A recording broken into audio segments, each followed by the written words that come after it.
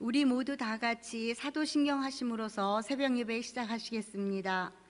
나는 전능하신 아버지 하나님 천지의 창조주를 믿습니다. 나는 그의 유일하신 아들 우리 주 예수 그리스도를 믿습니다.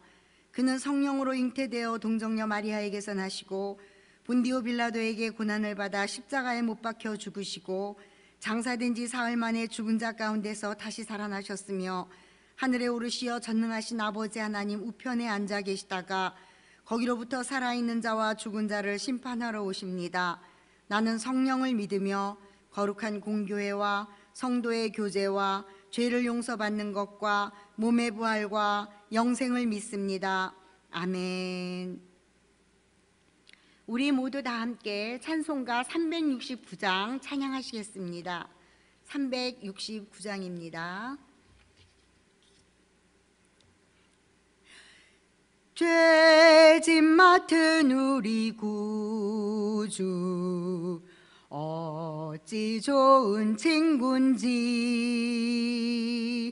걱정 근심 무거운 짐 우리 주께 맡기세.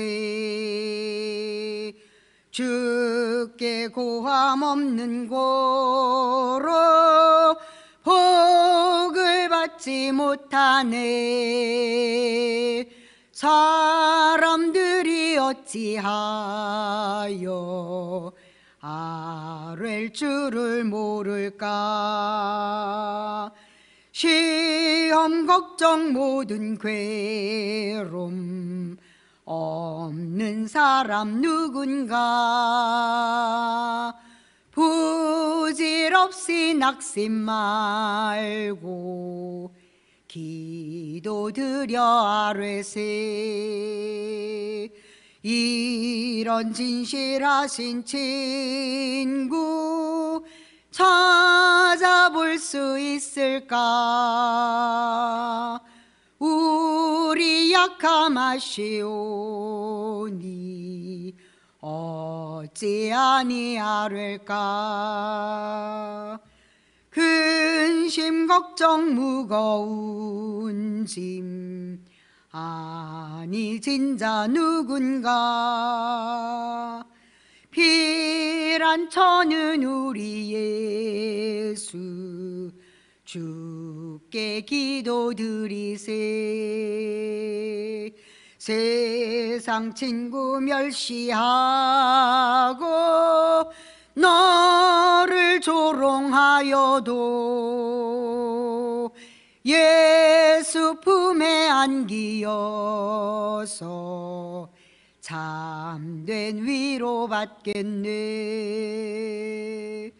아멘.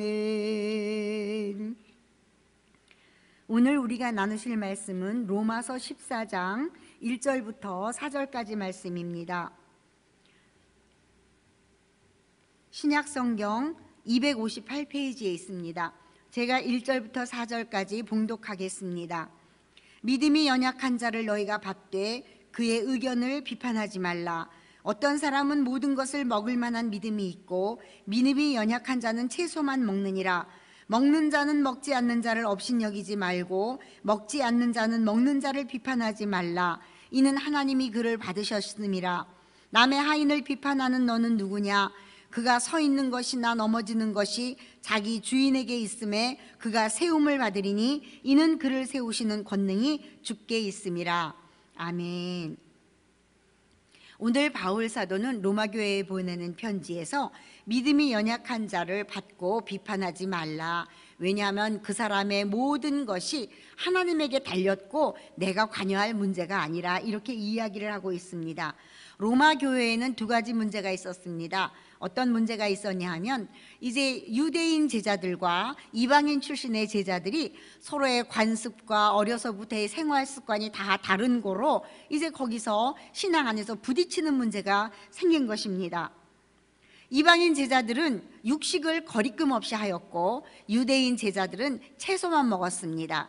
그 이유는 그 당시 그 로마 교회에 있는 그곳에 시장에서 나오는 모든 고기는 이미 이방의 신전에 바쳐졌다가 그 신전의 제사장들이 시장에 내다 파는 것이기 때문에 이방 신에게 제사 드렸던 물건을 우리가 먹을 수 없다 하여 유대인 제자들은 그 고기를 먹지 아니하고 이방인 제자들은 그 고기를 먹었던 것입니다.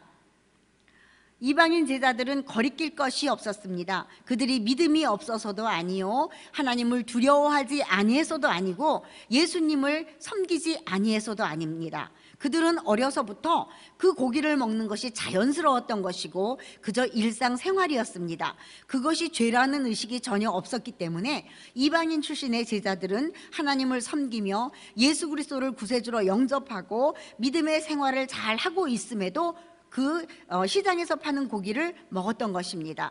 그러나 유대인 출신의 제자들은 이제 유대인의 전통을 따라 이방 신의 신전에 바쳐졌던 고기는 일절 먹지 않기 때문에 할 수 없이 채소만 먹을 수밖에 없었던 것입니다. 이래서 유대인 출신의 제자들과 이방인 출신의 제자들이 부딪히는 문제가 로마 교회 안에 있었습니다. 또 어떤 문제가 있었냐면 날과 달과 절기를 지키는 문제가 있었습니다. 유대인들은 이미 하나님을 섬기는 그러한 모든 것이 몸에 배어 있는 사람들이었습니다. 그렇기 때문에 월삭과 그리고 이제 모든 금식하는 절기와 예루살렘이 멸망한 날, 뭐 이런 대속제일이나 뭐 여러 가지 그런 모든 절기를 통하여 그때마다 금식을 하였습니다. 그러나 사실 이방인 제자들은 이러한 것에 익숙하지도 아니할 뿐더러 이러한 것을 잘 알지도 못하고 있었습니다. 그래서 날과 달과 절기를 정말 심할 정도로 잘 지키는 유대인들은 이제 이방인 출신의 제자들을 비난하고 판단하고 비판하기 시작을 한 것입니다. 그렇기 때문에 로마 교회가 시끄러워질 수밖에 없었습니다. 이러한 모든 소란을 잠재우기 위하여 이제 바울이 이렇게 편지를 쓴 것입니다. 믿음이 연약한 자를 받되 너희는 비판하지 말아라. 그도 이미 하나님이 받으신 사람이다.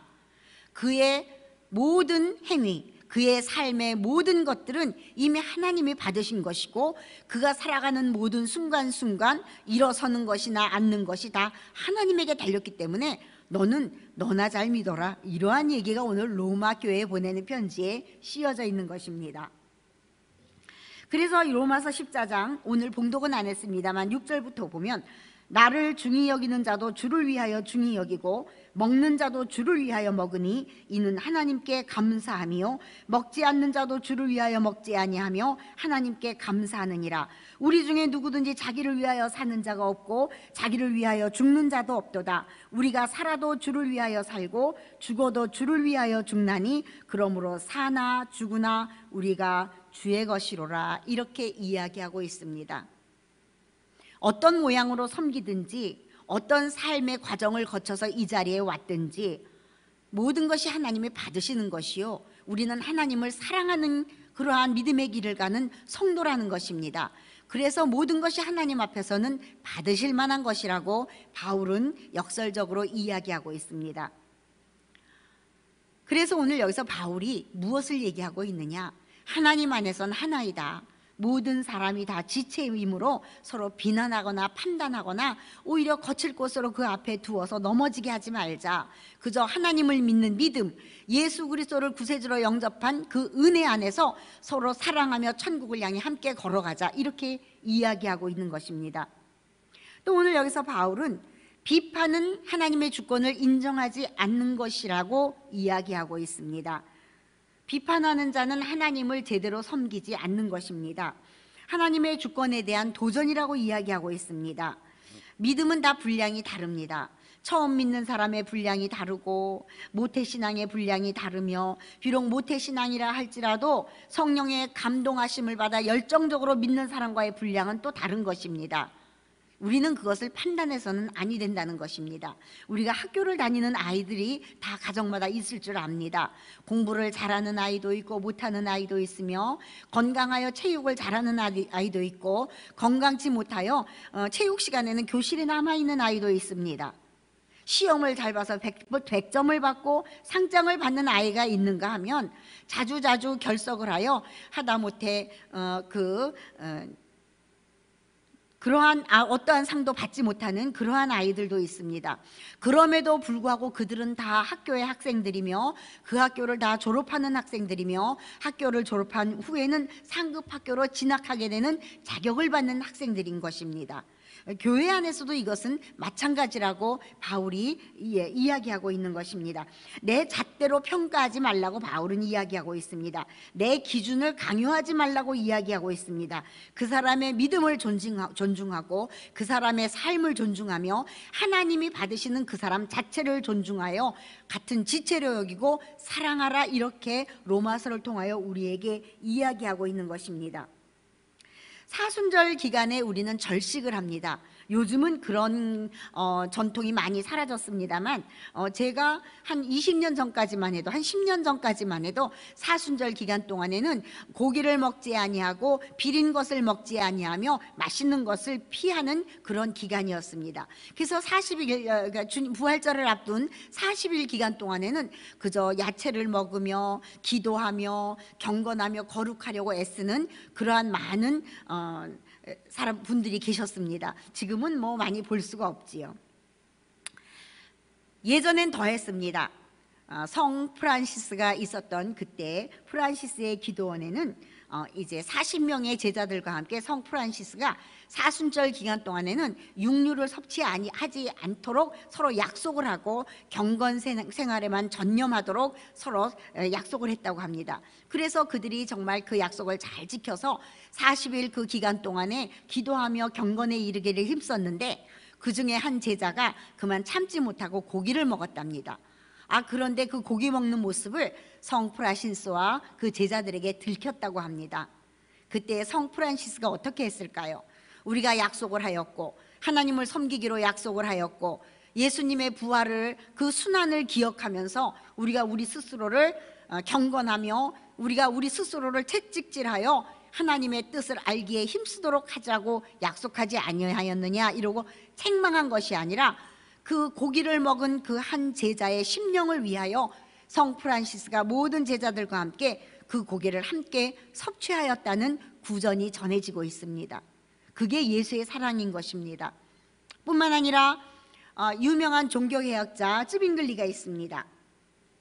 이 쯔빙글리는 경건하기로 소문나며 또한 그 어떤 질서와 하나님의 법을 준행하기로 유명한 사람입니다.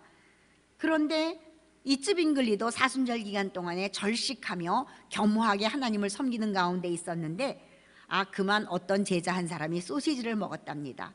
그래서 많은 사람들이 그 소시지를 먹은 사람을 비난하고 비판하고 이제 들썩거리고 요란하게 이제 교회가 시끄럽게 되었습니다.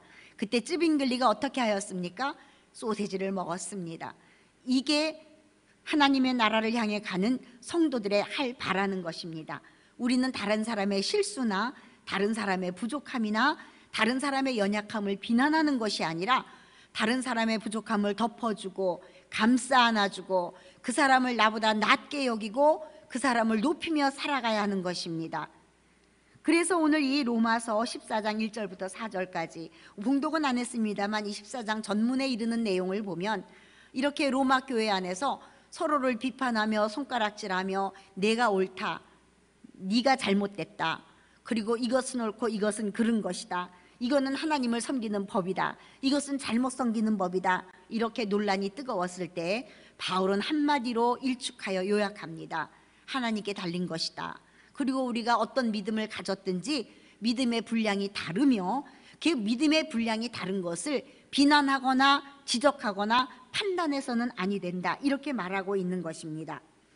그래서 디모데전서 5장 22절에 보면 이렇게 바울은 이야기하고 있습니다.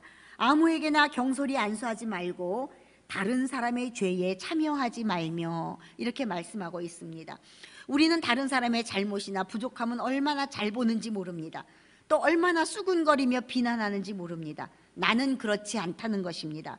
그러나 바울은 그렇게 하지 말라고, 그것은 다른 사람의 죄에 참여하는 것이라고 이야기하고 있습니다. 다른 사람의 죄에도 간섭하며 참여하지 말라고 바울이 이야기했습니다. 하물며 죄도 아니요, 하나님 앞에 큰 정말 범죄함도 아닌데 다른 사람의 믿음의 모양과 그 삶의 분량을 비난하고 판단하면 그것은 참으로 잘못되었다고 이렇게 오늘 바울이 이야기하고 있는 것입니다. 시편 15편 3절에 보면 여호와여 주의 장막에 머무를 자 누구오며 주의 성산에 사는 자는 누구오니까 그의 혀로 남을 허물하지 아니하고 그의 이웃에게 악을 행하지 아니하며 그의 이웃을 비방하지 아니하며 이렇게 하나님의 말씀이 이어지고 있습니다. 하나님의 성산에 머무를 자, 하나님의 성도로서 복을 받을 자, 하나님의 품 안에 거할 자는 누구냐? 그 입으로 다른 사람의 부족함을 논하지 아니하고 다른 사람의 허물을 들춰내지 아니하고 이웃을 비방하지 아니하고 예수의 마음으로 모든 것을 덮고 가리우고 하나님의 나라만을 위하여 일하고 헌신하며 충성하는 자가 하나님의 성산에 머무를 수 있다고 다윗은 노래하고 있습니다. 그래서 예수님께서는 산상수훈에서 너희가 비판하는 그 비판으로 너희가 비판을 받을 것이요 너희의 헤아리는 그 헤아림으로 너희가 헤아림을 받을 것이니라 이렇게 말씀하셨습니다. 오늘 이 로마서 14장 1절부터 우리가 하나님의 말씀을 상고하면서 이 세상을 살면서 더더욱 주의 성전 안에서 정말 많은 모양과 많은 색채의 사람들이 모여 있는 곳입니다. 어려서부터 삶의 모양이 다르며 그들이 체험한 모든 것이 다른 정말 서로가 서로를 헤아릴 수 없는 그러한 모든 것을 한 인생을 가지고 모인 그런 많은 사람들이 있는 곳이 교회입니다. 그런데 그 모든 사람들이 예수 그리스도를 구세주로 영접하여 하나님 나라의 백성이 되기 위하여 믿음을 가지고 모여 있는 것입니다. 하나님 나라 가는 그날까지 이리저리 부딪히며 눈에 거슬릴 때도 있을 것이요 내 마음에 들지 않을 때도 있을 것이며 내 믿음의 분량에 그 사람이 미치지 못할 때도 있을 것이요 그 사람의 믿음의 분량에 내가 미치지 못할 때도 있을 것입니다. 그러나 하나님은 오늘 이 로마서를 통하여 그런 것을 보지 말라고 하십니다. 왜냐하면 그 사람의 어려서부터의 삶과 이후에 하나님 나라에 이르기까지의 그 모든 삶은 하나님이 주목하고 계시며 하나님이 인도하고 계시며 하나님이 책임지시는 귀한 생명이기 때문입니다. 그렇기 때문에 남의 하인을 비판하는 너는 누구냐? 오늘 이렇게 질문하고 계십니다.